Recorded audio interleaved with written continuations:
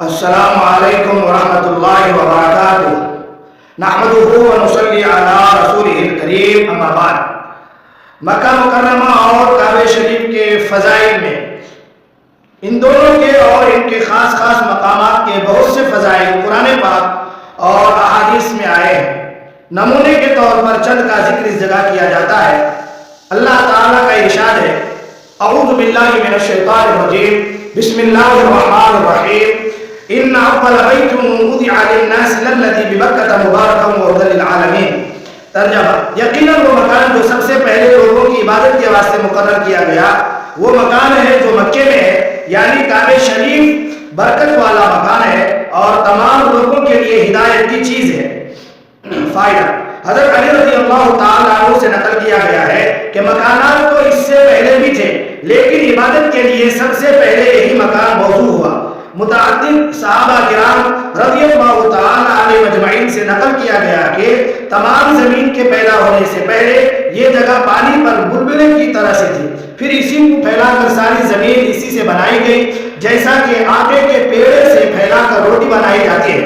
بعض علماء کرام نے کہا ہے کہ یہود بیت المقدس کو سب سے افضل شہر بتایا کرتے تھے کہ وہاں بہت سے انبیاء کرام علیہ السلام کا قیام رہا ہے۔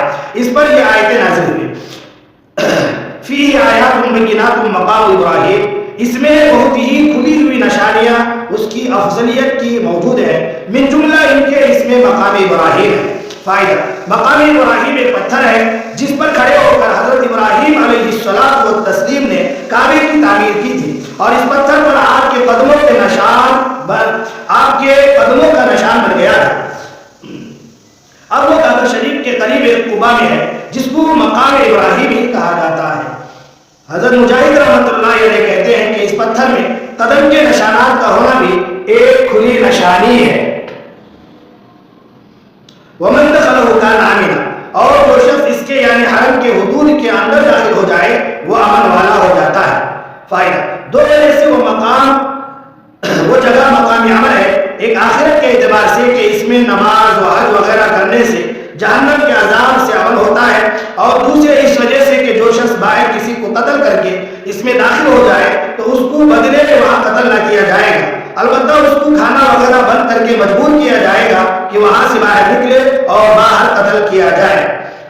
حضرت عمر رضی اللہ تعالیٰ عنہ فرماتے ہیں کہ اگر میں اپنے باپ کے قاتل کو بھی حرم میں پاؤں تو وہاں اس کو ہاتھ نہ لگاؤ یہاں تک کہ باہر نکلے، حتیٰ کہ حضرت عمر رضی اللہ عنہ کے صاحبزادے حضرت عبداللہ بن عمر رضی اللہ عنہ سے تو یہ نقل کیا گیا ہے کہ اگر میں اپنے باپ حضرت عمر کے قاتل کو وہاں پاؤں تو میں اس کو مجبور نہ کروں۔ حضرت ابن عباس رضی اللہ تعالیٰ عنہ سے بھی یہی اپنے والد کے قاتل کے متعلق نقل کیا گیا ہے۔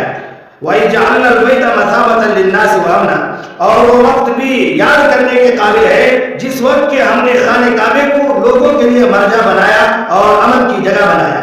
فائدہ، مرجع بنانے کے دو مطلب ہو سکتے ہیں، ایک یہ کہ قبلہ بنایا کہ لوگ نماز میں اس کی طرف رجوع کریں، دوسرے یہ کہ حج و عمرہ کے لیے اس کی طرف چل کر آئیں، اور ہو سکتا ہے کہ مثابہ ثواب سے ہو کہ ثواب کی جگہ بنایا کہ وہاں ایک نیکی کا ثواب 1,00,000 کے برابر ہے۔ حضرت ابن عباس رضی اللہ تعالیٰ عنہ فرماتے ہیں کہ مرجع ہونے کا مطلب یہ ہے کہ اس سے لوگوں کا دل نہیں بھرتا، ایک مرتبہ حج کر کے جاتے ہیں پھر بار بار اس کی طرف لوٹتے ہیں۔ وَإِذْ يَرْفَعُ إِبْرَاهِيمُ الْقَوَاعِدَ مِنَ الْبَيْتِ وَإِسْمَاعِيلُ رَبَّنَا تَقَبَّلْ مِنَّا إِنَّكَ أَنْتَ السَّمِيعُ الْعَلِيمُ، اور وہ وقت بھی یاد کرنے کے قابل ہے جبکہ بلند کر رہے تھے ابراہیم علیہ السلام دیواریں کعبہ شریف کی، اور ان کے ساتھ مدد کر رہے تھے حضرت اسماعیل علیہ السلام، اور یہ کہتے جا رہے تھے کہ اے ہمارے رب یہ خدمت ہماری قبول کر لیجئے، بلا شبہ آپ خوب سننے والے ہیں دعاؤں کے اور خوب جاننے والے ہیں لوگوں کے حالات اور نیتوں کو۔ فائدہ، کعبے کی تعمیر حضرت ابراہیم علیہ السلام نے کی، یہ تو قطعی چیز ہے، قرآن پاک میں صاف موجود ہے۔ علماء نے لکھا ہے کہ اس مکان سے افضل کون سا مکان ہو سکتا ہے کہ اللہ تعالیٰ نے اس کے بنانے کا حکم فرمایا۔ حضرت جبرائیل علیہ السلام نے اس کی انجینئرنگ کی نقشہ بتایا، حضرت ابراہیم خلیل اللہ علیہ السلام جیسے بڑے نبی اس کے معمار، اور حضرت اسماعیل ذبیح اللہ علیہ السلام جیسے جانثار تعمیر میں مددگار تھے۔ اللہ اکبر، کتنی بڑی عظمت ہے اس مکان کی۔ حضرت ابن سعد کی ایک روایت میں ہے کہ حضرت ابراہیم علیہ السلام کی عمر اس وقت 100 برس کی تھی اور حضرت اسماعیل علیہ السلام کی 30 برس کی۔ کعبے کی تعمیر مورخین کے نزدیک متعدد مرتبہ ہوئی ہے، ان میں سے بعض متفق علیہ ہیں اور بعض مختلف ہیں۔ اس کی بحث یہ ناکارہ موطا امام مالک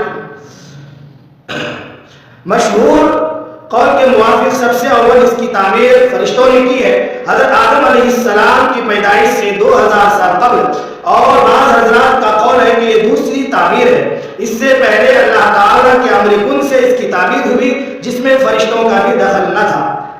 حضرت آدم علیہ السلام کی تعمیر ہے جو محدثین اور مورخین کے نزدیک مشہور ہے مگر قطعی روایت نہیں ہے۔ روایات میں آیا ہے کہ 5 پہاڑوں کے پتھروں سے حضرت آدم علیہ السلام نے اس کو بنایا تھا، لبنان، طور سینا، طور زیتا، جودی، حرا۔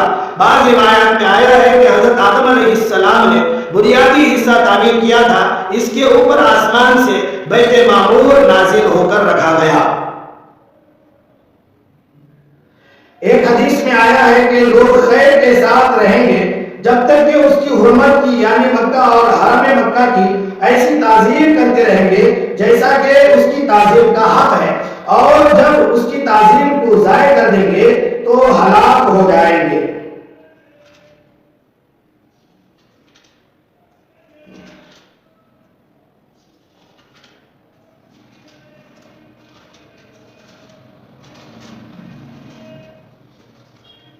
حضور اکبر صلی اللہ علیہ وسلم کا ارشاد ہے کہ حجر اسود جب جنت سے دنیا میں اترا تو وہ دودھ سے زیادہ سفید تھا۔ آدمیوں کی خطاؤں نے، گناہوں نے، معصیوں نے اور لغزشوں نے اس کو کالا کر دیا۔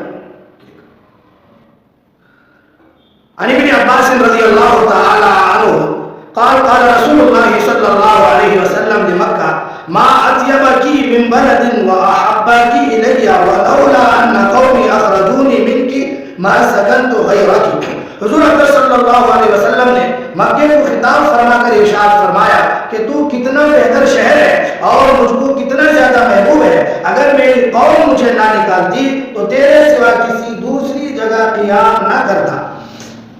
رواہ ترمذی۔ اس حدیث کی وجہ سے نیز ان احادیث کی وجہ سے جن میں مکے کی ہر نیکی کا ثواب 1 لاکھ آیا ہے، ایک بڑی جماعت کا مذہب یہ ہے کہ مکہ مکرمہ سارے شہروں سے افضل ہے۔ ویسے تو مکہ مکرمہ سارا ہی بابرکت ہے، اس کی ہر جگہ، ہر در و دیوار، ہر پتھر اور ریت کا ذرہ بابرکت ہے۔ اور مکہ مکرمہ میں کون سی جگہ ایسی ہوگی جہاں حضور اکبر صلی اللہ علیہ وسلم اور صحابہ کرام رضی اللہ تعالی علیہ اجمعین کے قدم مبارک نہ پڑے ہوں۔ اللہ تعالی ہمیں اس شہر کی، مکہ مکرمہ کی، مکے کی، بیت اللہ کی قدر کرنے کی توفیق نصیب فرمائے۔ اللہ تعالی ہمارے کہنے سننے کو قبول فرمائے، نجات کا ذریعہ بنائے۔ آمین۔ وآخر دعوانا ان الحمد للہ رب العالمین۔